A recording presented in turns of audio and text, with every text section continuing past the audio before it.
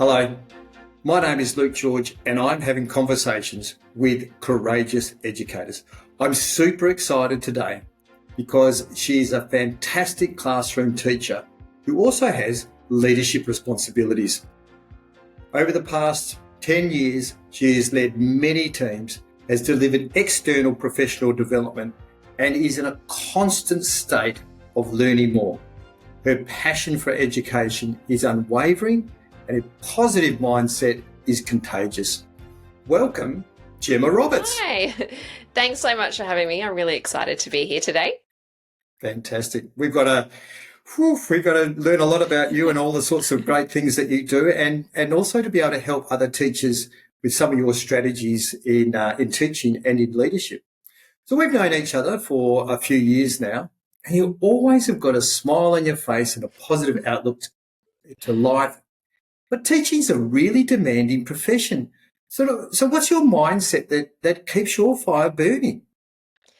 For me, teaching is the one and only career that I think I could ever do. Working in education and working with people just brings me such joy. And I think there's a little saying, if you love what you do, you'll never work a day in your life. And I feel very much in that mindset. For me, I'm lucky because my job is something that I do love and it gives me a lot of joy. And there are days where it's long or it's tricky or all of those things, or you're tired and just normal life stuff gets in the way. But at the end of the day, the joy it gives me, the passion and the drive I have for it is what really motivates me. And having those connections with the kids and seeing the things that they achieve and what they can do, which they maybe couldn't do before. And the same with teachers, what they can do, what they're achieving in their classrooms that they weren't doing before. That's a huge motivator for me. And when we're in that state, I will happily work every day. It's lucky the department pay me so I can do this and pay the bills. Otherwise, I'd probably be doing it for free anyway. But don't tell anyone that. They might cut my pay. Look, I think that's a magnificent attitude that you've got there, that mindset that you get joy from it, that it's you're passionate about it. And you also mentioned it about when little people, they don't know something, then they know something. I always reflect on this, and before any meeting, I like teachers, educators, to be able to reflect each day about the good things that happen. Because don't you think that sometimes it's pretty easy to think about all the bad things that have happened, or where we really need to do some improving, and that sort of overrides that joy? So I'm thinking you're almost probably someone that actually uses more celebration than that gets you through to the next day. So do you like to celebrate each sort of day? Do you have a good reflection like that? Yeah, I'm very self-reflective, and I do reflect a lot on the things that are happening. And it is about celebrating the wins, and everything is just one step, one personal next step. So when I'm working with kids, their personal next step in terms of their learning or understanding a concept or dealing with a particular social situation or their emotional regulation, it's just their personal next step. And that next step looks really different for everyone. And if we're breaking things down and not thinking how are we going to get to the very end, because sometimes the end is big and daunting, and sometimes the end, whether it's teachers or kids, that might be years away, maybe decades away, depending on what we're actually talking about. Especially if we're talking about emotional regulation and social skills, that might be a lifelong thing for kids that we're working with. So it's about what's their next personal step. And I have a bit of a saying that I say sometimes with my colleagues is that sometimes you need to bring your own confetti cannon, and there's no when you succeed something with a student, you're like, oh my gosh, I can't believe we actually got there. How great is this? There's no confetti cannon. There's no marching band out the front. You have to bring your own confetti cannon. So sometimes I say that to staff, and they think that's a bit cheeky, but there's no confetti. You got to bring your own confetti to your own celebrations. That's right. It is that, and I think that's one of the things that we sometimes miss out in life, that we're so fast, we're doing so much stuff that we actually are hitting some milestones, just small things like, just ticking off that to-do list. And rather than Yeah. just ticking it off and then get to the next one, it's like just even a couple of seconds to go, just did that and just move on. But we'll be so much faster if we could improve something or something's not going our way. And I reckon we spend too much time in that space. But not to say that we Yeah. shouldn't, because that's part of reflection. It actually reminds me of one of our conversations we have had, and you used a lovely term called happy busy. It was when I asked you how you were, and you said, "Oh, happy busy." It's a word, or it was two words that's really stuck with me. What is your happy busy? Can you just explain that a little bit more? What your I happy know. busy answer is? Happy busy for me is there's lots of things to do. There's lots of things happening in terms of we're doing this in terms of where we're moving things in terms of English and the programs in our school. There's lots of things happening in my classroom. There's lots of things happening, but I'm really happy about it. It's fun, and it's like, great, we're doing all this stuff. It's a lot of work, but it'll all be worth it in the long run. Or I'm organizing this and bringing this, or I'm purchasing these resources for this, and I've looked into this, and this sounds great, and we're going to explore that. And it's about happy busy, of feeling you've got lots to do. I mean, the to-do list is never zero, and that's totally okay. But it's about that when you are working those things, you're ticking things off, but also you're doing it with purpose. And everything that you're doing in that time, is going to benefit someone that's around you. And being happy busy means you're busy, but you're not drowning. No. It's busy, it's sustainable busy, it's fulfilling busy. It's not overwhelming busy. Yeah. And you've sort of touched on that last word, overwhelming, because that's a current word, and it's true. There is a lot of it feels like sometimes it's just raining chaos, and we just can't get out. For some teachers, just can't get their head above water. Am I feeling that you're definitely not discounting that or denying that you've got a lot on your plate? But I'm sort of hearing with this happy busy is putting priority or putting things in place that you can control rather than things that you can't control. So when the department is saying, we need you, as it filters all the way through down to the classroom, to be doing X, it sounds like a happy, busy person would just be saying, well, that's all very well. That is going to take a bit of time to get there, but my priorities and what I can control at the moment is within my sphere. Am I feeling that that's a fair bit of happy busy is controlling what you can do, and rather than Definitely. getting And soaked up into the overwhelming? and it's very much about everything takes one step. So, okay, I've got 100 things to do. What's the first thing that I'm going to do in terms of what's the first step? And like we said, some things take years, and some things take months, and some things take days. And acknowledging that usually the longer it takes, the bigger the impact is going to be. So it is worth time making sure that we do things right, that we check things, we think about it, we get lots of feedback, we look at what other people are doing, we learn from them.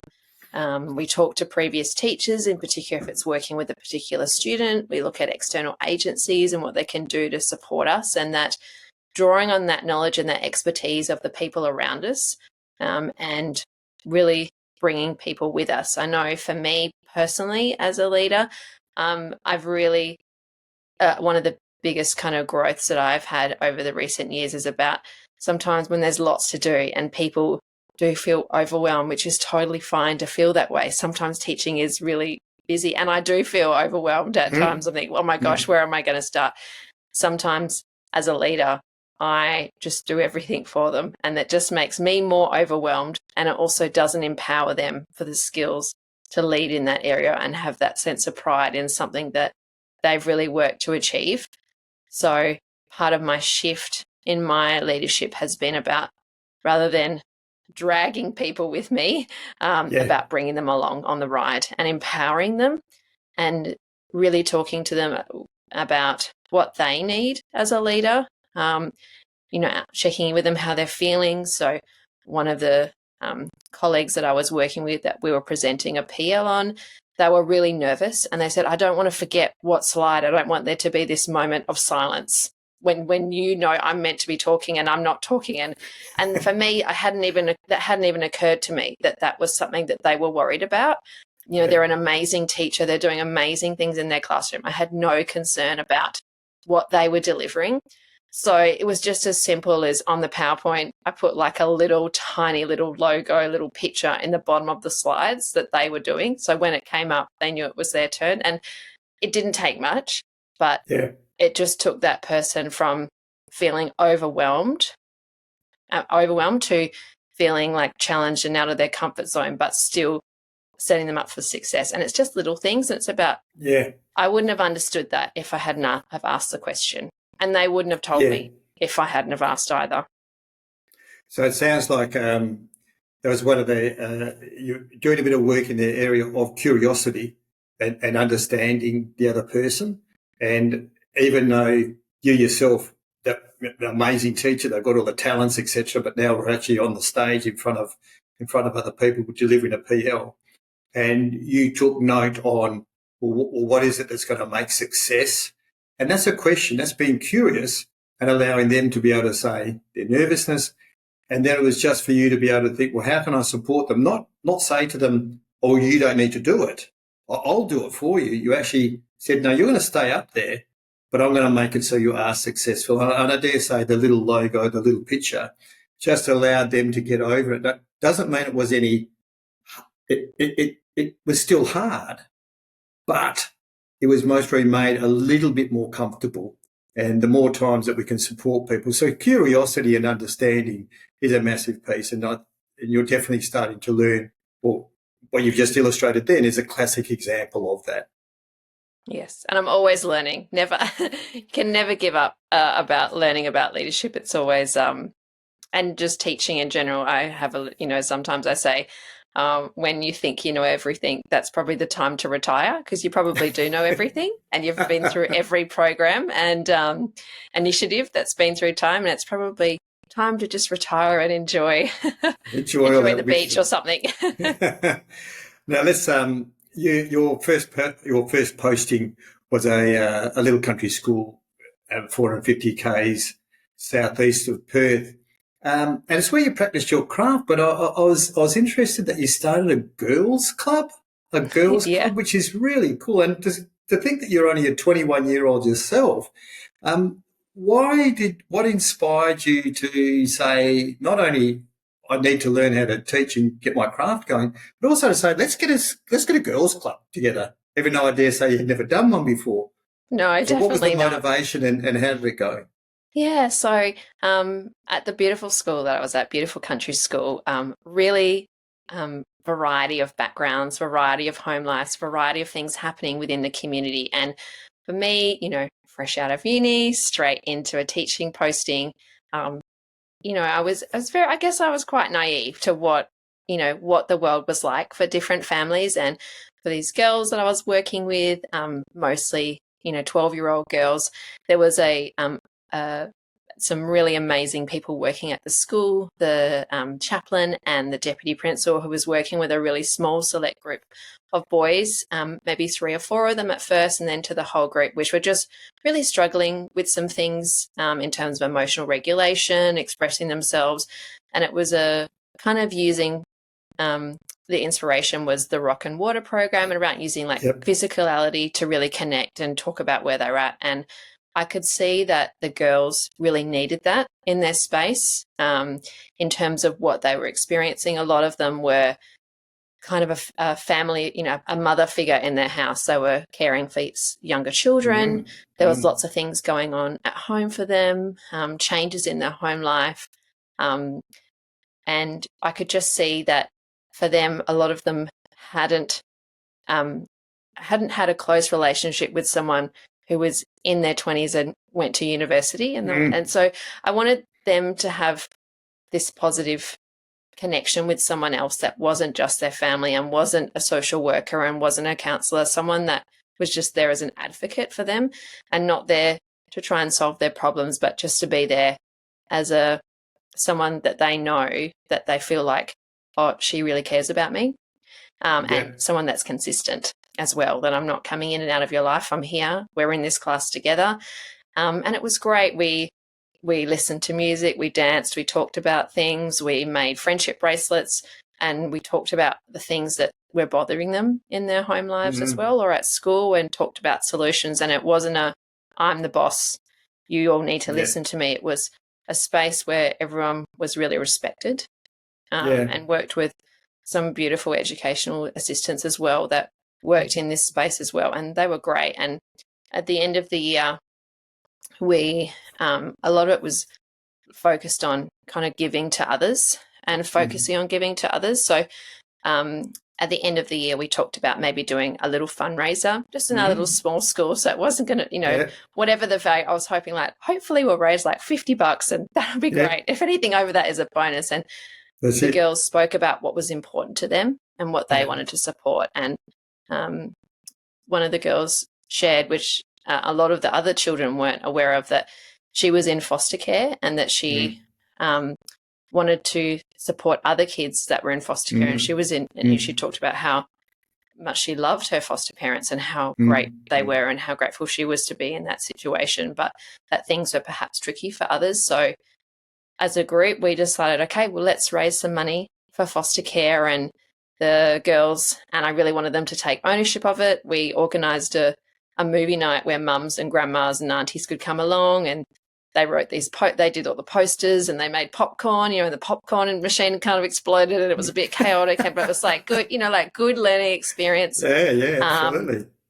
We raised hundreds of dollars and was thinking, I hope we get 50. So it was great. And then we used that money to, at the end of the year, the local, social work community put on a little a Christmas kind of picnic for local foster kid families, and they were giving out Christmas presents at the end of the year, and our funds paid for a fire truck to come, and with Santa, who obviously came from the North Pole to this country town,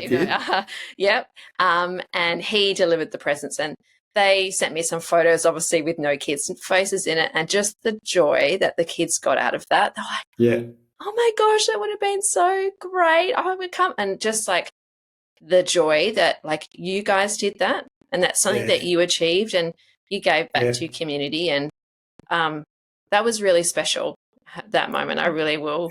I think I'll always remember that, when I know everything and I retire, that's I'll right, be when thinking you know back, everything and you retire. I'll be thinking back to this moment. Absolutely. It's a spot you're just reminded of when I was in Halls Creek, and when you started off with saying, when you're 21, you're a little bit naive of what's possible.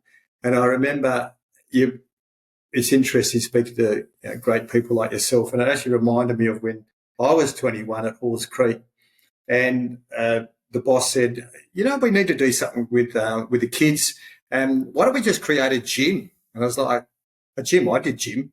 So we got springboards and weights, and we just created this afternoon where the kids would come, and we didn't get as engrossed as what you did, but it was this sense of it's possible. And when you put something in place for people to come to, like build the fields and they will come, there really is this lovely little piece in your heart that you think, well, that's a bit more joy that we've given out there.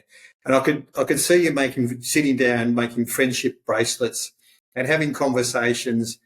And I think that's a big missing part of when people are doing activities, they do get to talk a little bit more because everything's on the same level. So a very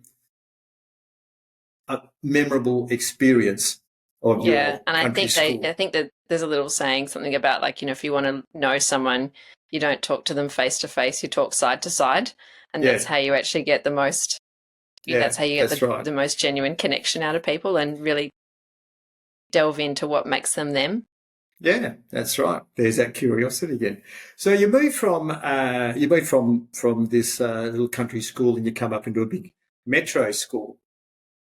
And this time you were faced with different complexities, being a multicultural school. So you had a lot of different cultures different backgrounds, even more diverse than where you've had in your country town. What sort of insights did you learn about yourself and about multicultural working with multicultural students? Yeah, I really, every school that I've worked at has been such a joy, and I've learnt different life lessons and teaching lessons from the different people that I've worked with and the different community members that I've made connections with. But this school was like I said, a hugely multicultural area, and lots of things happening in the community in terms of during this time. It was kind of just FIFO was a really big boom. So I really started to see the impact of parents being away. Sometimes in some of my families, both parents were actually FIFO and they were just switching places. So just understanding the dynamic of what was happening for them in their home life, and multicultural, just understanding the different cultures, and how sometimes I would just do like one little thing and I didn't think it was really big, and the appreciation and the love that I got back from the family, like, oh, thank you so much. I'm thinking, oh my goodness, this is not a big deal at all. I'm just saying, your child's just so kind and polite. And it was like, oh my gosh, this is the most amazing thing that someone could ever say to me. So understanding the cultural differences, and even like one day, one of the students in my class, her family was from Malaysia, and she had her recess, and I was like, oh, that looks really interesting. What's that? And I just wanted her to tell me about her food, and it was like this particular cake or something that had been made that was very colourful and looked fabulous. And then the next day, the mum brought me in a whole cake, and I felt so bad that this parent, like the child, has gone home and said, "This, my teacher likes the cake, and we better make a whole." She obviously was. I felt so bad. I'm like, "Thank you so much, but please don't feel that you have to make me a whole cake. It's totally fine." So, just understanding, the different for families, what it's taken to get to this point in their Yes, lives, yes. and it's not just, shall we just enroll the kids at the local school? It's a lot of commitment and building businesses or language barriers and finding themselves in their community and wanting the best for their kids. And that's what all parents want. They all want the best for their kids, and just navigating what that looks like in a really complex environment. Yeah. You also have got, which is what I'm hearing there is gratefulness of the parents being grateful and so appreciative. And I suppose looking at the piece of cake, just taking an interest in their child is a way that they can then go and bake that cake, is a great way to show their gratitude and say, thank you, thank you very much for that. But they're on the opposite side there that really opened your eyes up into what some of the families were going through and some of the despair that they were going through. There was an incident that really opened your eyes to that. Just explain that little incident that happened. Yeah, we in the block that I was teaching in, we had a large fridge in the wet area, and it was stocked with food from food bank. So like fruit and veg and bread and just basic staple groceries. And over one of the weekends, um, someone had broken in to the school, and they didn't take iPads. They took nothing of, money value, but they took every item from that fridge from food bank. And it really opened my eyes to really what people are going through, that was, their choice. And it wasn't, it wasn't the food was found around or they threw it. They'd actually taken all that food and to wherever they were going, and they actually really needed that food, even though it was free. It was from food bank, and we would get, anyone that needed it. Anytime one of my kids needed a lunch or some food, I just sent them into the wet area. They would just, it was like, grab anything you want, take as much as you want. It's totally fine. That really opened my eyes to what some families are going through, and people's thought process, that was a decision they made in that moment, that their We're best hungry, we option need something to eat. was, I'm going to break into this room and I'm going to take all the food with me. And it's a difficult place to be in, I think, to be in that. And it's not a situation that I've been in. So for me, I didn't even think that was something that would happen. It didn't even cross my mind that might be something that someone might want to do. So it opened my eyes to what was going on in our community at that time. So it sort of brings us to another piece of that I know that you love with all of the students that you've taught and all the people that you've been around. But one of the ones I love is about, you love this idea of teaching students to make smart choices and to chase their dreams regardless of their postcode, that anyone can do that. But is every child capable of chasing their dreams and making smart choices? Of course. I mean, there's definitely barriers, and some people have more barriers than others, but it's about that they have someone in their lives, and sometimes that's a family member, sometimes that's a teacher, that might be a coach or someone. That it's about the people that have the success are not the people who are the smartest. It's actually the people that have the most drive, because you could be the smartest person in the world and not have the drive to chase down those opportunities or break through those barriers. But giving kids the curiosity, I guess, to want to know and want to learn more, but also giving them the confidence and the drive to chase their dreams and chase what they really love to do and what will give them joy and fulfill them.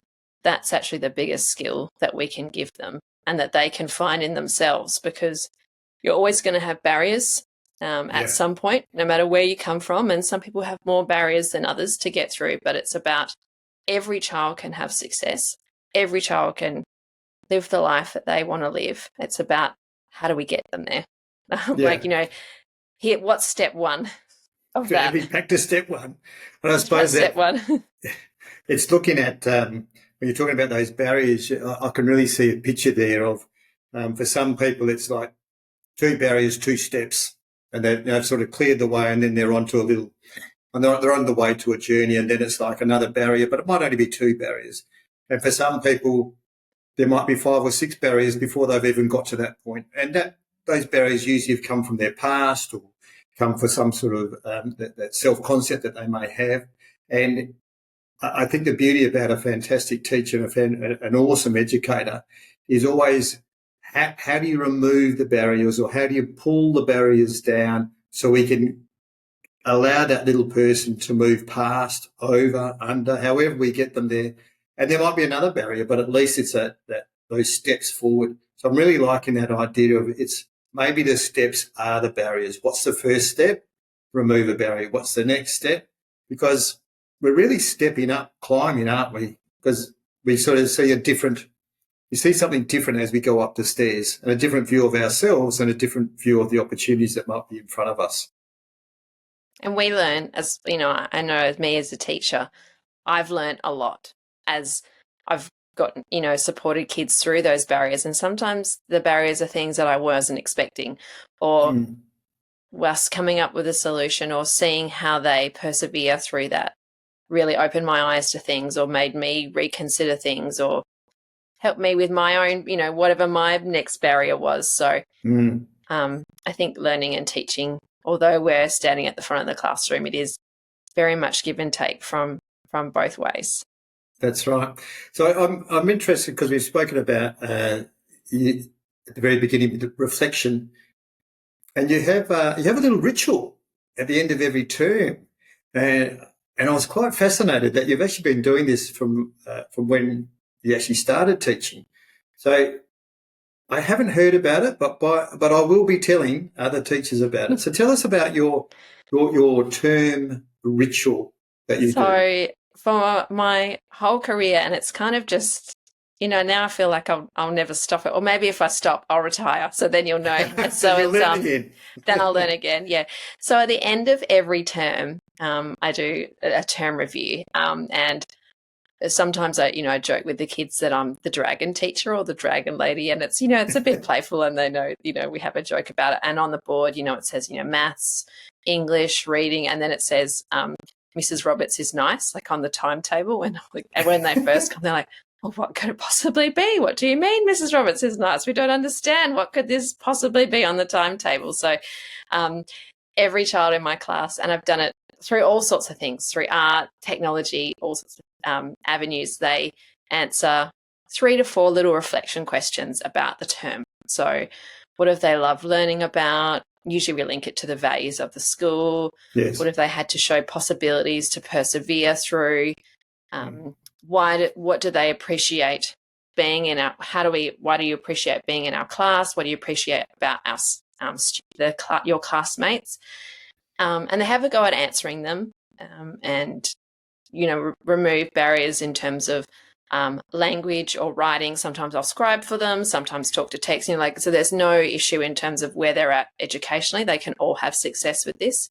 Yeah. And then every child writes a compliment to every child in the class. So one year we wrote it on little raindrop cutouts and they put it into someone's bucket, and some years we've written it on Book Creator and screenshot it and then sent it to each other, and then they've had a whole book of compliments to each other. And I put a whole list of words on the board so they're not worried about spelling or feeling embarrassed if they've written it down. It's all anonymous, so they don't know who sent it to them. And then that child has a whole box or a bucket or a whole iPad full of compliments from their classmates. Then we go outside to the Mrs. Roberts is nice part, and I put put out some Freddos in the middle. And for kids like that, but sometimes kids, especially as they get older, they kind of want to save face and say, if you join in with this activity, you can have this at the end. And, I tell them it's vegetables covered in plastic with a frog on the front. And they're like, oh, yes, the plastic covered vegetables. Yes, we know exactly what you mean. And for kids that want to save face, they say, oh, I'm only doing it for the chocolate. And that's fine. I'll happily take that. And we go around and I acknowledge each child for something that they've done that term. Like, I want to thank you for being so welcoming, or I want to thank you for the way that you're really kind and considerate, or I want to thank you for the way that you're always so patient. And then someone in the class who's usually the person they sit next to, so they know who they're going to compliment, they can prepare so they're not put on the spot. They also say something to them, and they learn to say thank you at the end, which they feel very uncomfortable about, which is okay. And I say, you're welcome.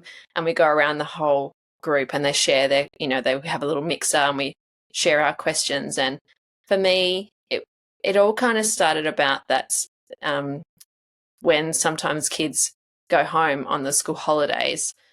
Home can be tricky and home can not necessarily be the best place. And I wanted the kids to leave school at the end of the term feeling like I'm seen, I'm heard, I'm acknowledged, and school's a really awesome place to be, so that when it comes around to come back to school again, especially in areas that attendance can be a bit up and down, that they can't wait to come back, and they always have that feeling that school's a great place to be. They leave with that feeling. But what I've realized over time is that that's actually true for kids of all contexts and whatever their background, that school needs to be a great place no matter where you're at, no matter what's happening at home. And that to see the nervousness but also the real cutesy embarrassed smile as someone's saying these really great things to them actually gives me a lot of joy, because sometimes we don't, for me, I feel like sometimes we don't spend enough time really acknowledging. We often acknowledge great work about this, how hard they tried at something, or how many they got right, or the great, great writing. But I actually just want to acknowledge you as a human being and for what you're doing for this class as this amazing human being in there. And and if, so we joke that, Mrs. Roberts is nice 4 times a year. And they're like, so then when it comes up the next term, they say, oh, it's the Mrs. Roberts is nice thing again. And they all get really excited, and it brings them a lot of joy. And the vibe when we leave at the end of the day, the joy is really infectious, which is a real joy. Yeah, it's contagious. That's contagious. All right, I just want to touch on a bit of your leadership as well. Now, you've had various leadership roles, as we said, throughout the year, throughout your career, and I'm interested in just how do you define leadership? What's your definition of leadership for you? Leadership is doing the things and being the person that sometimes no one else wants to be, and also being the person that your school needs. So what does your school need at this moment? Sometimes it's being a leader in bringing people together. Sometimes it's being a leader in terms of curriculum. And right, things are not going great in English. We really need to kind of get our head around this and really set some direction for this. And I think for me personally, my shift in terms of, those 10 plus years of doing various leadership roles is it's about shifting from like, I need to try and do everything and I need to try and drive this, and trying to shift that over to, while I can initiate the driving, I need the team to lead it around me. And that if I broke my leg and couldn't come to work for 6 weeks, do things still happen, or is it only happening because I'm there? And putting in those kind of places in terms of sustainable leadership and sustainable change is really tricky. And I definitely don't have the balance right. I'm definitely still learning, and I'm okay with that. And I think that, very, very experienced principals, have been tweaking with that for many, many years, decades, perhaps, I would say. And I think being a leader is being what the people around you need in that moment of time. Yeah, cool. So what sort of advice would you give for teachers that are looking to take on leadership positions? Now, I'm not necessarily saying for teachers who are looking to be a deputy or to be a principal. It's just taking on those leadership responsibilities and leadership positions as you were talking about, but without taking it from the negative position, oh my gosh, there's going to be more work, I can't handle it, etc. But we need to get uncomfortable to then get comfortable. So you've definitely spoken about the joy of teaching and the joy of leadership, because it's just bringing people along and they actually grow as well. So I think that's one piece that you'd have to have in your mind, that you do actually want to help other adults be better adults. But what sort of things, what sort of strategies, or what could I do if I was a young teacher looking to take on a bit of leadership? What would be your sort of top four sort of a bit of advice? I think the first thing to do is really express your ambitions to the people around you in terms of your line manager, your deputy, your principal, and say, this is what I want to explore further. I acknowledge that this is very new for me and I'm really looking forward to learning and growing in this area. And I've been thinking that this might be something that you might like me to do. What do you think about that? And being open to feedback. And, starting small, it might be, organising little things at school, or it might be then organising things for just your phase, or just, just the upper primary kids, or just the pre-primaries and the kindies, and then slowly getting bigger and bigger, a big part of, and sometimes it's taking on the jobs that no one wants to do. Yeah, but that's right. That's actually where you'll grow the most, because if you have a shift or you achieve something in an area that no one wants to do, that no one's on board for, then that's actually a huge success. And part of it is earning the respect of the people around you, and that what you're willing to do and how you can manage things, even when, it's not the most desirable job in the world, or things like that. Another big part of when I first started in leadership positions is, like I said, I didn't know what I was doing. I definitely didn't know everything then, probably not really much at all. But a really big part of it was just getting out to any kind of professional learning that I could. A lot of it was not paid, through online PDs that they were running, or things that were happening in different schools. Just getting myself out there and just seeing what other people were doing and learning from people around me. Even little things like, I would be watching how my deputies or the really amazing curriculum leaders in my school, how they were presenting things, or they did like this kind of little warm-up activity and that's how they did like that. And this person asked a bit of a challenging question and they answered it like this. So I'm really going to take note of how they did that, because sometimes the best professional learning you can get is just by observing the people around you and how they do or don't do things, or how they read the room or how they don't read the room. And you can see at a PL when you're sitting there as an audience member how when people are engaged and people are not engaged, and what are they doing, and how are they getting people on board, how are they winning them over, why are people disengaged now, and just being really observant around what's going around you.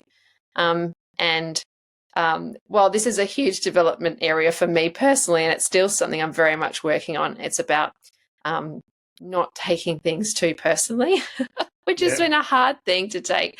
I'm very passionate about English and leading English curriculum.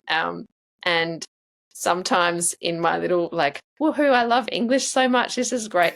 Sometimes I forget that not everyone loves English PL as much as I do. I'm like, they don't love it. They're not totally into this like I am. They're not just lapping up every single word. So part of that is just understanding where everyone's at and just coming back to that. What is their personal next step for where they're at? Yeah. And, my 10 out of 10 effort might look different to someone else's 10 out of 10 effort. And it's not a good or a bad thing. It's just an acknowledgement of where everyone's at. And I'm someone that when I go to a PD, the next day I'm doing it in my class. And I'm like, okay, we were going to do this English thing, but we're actually doing this because we did it yesterday. And I'm so excited to do it. Yeah. Where other people, they may be really on board, but they need a few weeks or a month. Yeah. And they're I'll do it, but I've already planned out this term, so I'm going to do it next term. And just acknowledging that not everyone, that's all right. It's okay. Everyone works at their own pace. As long as it's their personal next step and we're all moving in the same direction, that's okay. Yeah. Not taking it personally. No, it definitely is that space about getting back to what you can control and what we can't control. It's what's in our world that we can make that difference, which is what you were saying beforehand in regards to making a difference in the little people's lives. If you're going to be that stable person, at least they've got a stable person, a passionate person, and that's what you can control. But outside, when they go on their holidays, when they do get a little bit tricky, that's outside your control. But you know within your heart that you're doing what you're doing. But I'm loving that you're also saying you can't control what other people, how passionate they're about English, or their passion isn't necessarily your passion. But I do like that idea at the end there, just saying about, well, what's their next step? They might be a couple of steps behind, but they're still going to be walking forward in the whole English sphere in this particular case. So I'm always interested in about if there are any prominent figures that's been on your journey with you, any principals, any uncles, aunties, mothers, fathers, friends, colleagues. Is there a couple there that sort of stand out that you can remember in your career of education where it was them that they had some real pearls of wisdom that, or just like you were saying before, you observed them as good, engaging leaders? Yeah, there's been so many over my time, and I'm very lucky to have really great leaders around me, both teacher leaders and administration leaders, and I've picked up different things from each of them. I've picked up I started my career with a deputy that was very, very focused on pastoral care, not only of the kids, but also of the staff. And I really, that really opened my eyes to how important that was. I remember when I was walking out of the classroom to go to the front office, to go to the staff room, I accidentally knocked over a whole tin of pins. So I was there picking them up. And then he was in my room where are you? Are you okay? Worried that I wasn't in the staff room. Oh, no, I've just dropped all the pins on the floor. But just that, he just really spent the time. He noticed and he's well, she's not on duty. Is she okay? Probably thinking, is the graduate crying in her room or something? We better go check, which I wasn't, luckily. But just understanding the importance of pastoral care and the way he built rapport with kids, well beyond the years that they were there, that connection really stayed with them. Yeah. So I really understood that. And then other really amazing teachers that I've worked with were really, really passionate about their curriculum, really passionate about the things that they were leading, and just the way that they weren't afraid to ask questions and not afraid to give their opinion, not in a disrespectful way, but really just, I'm really concerned about this. Have we considered this?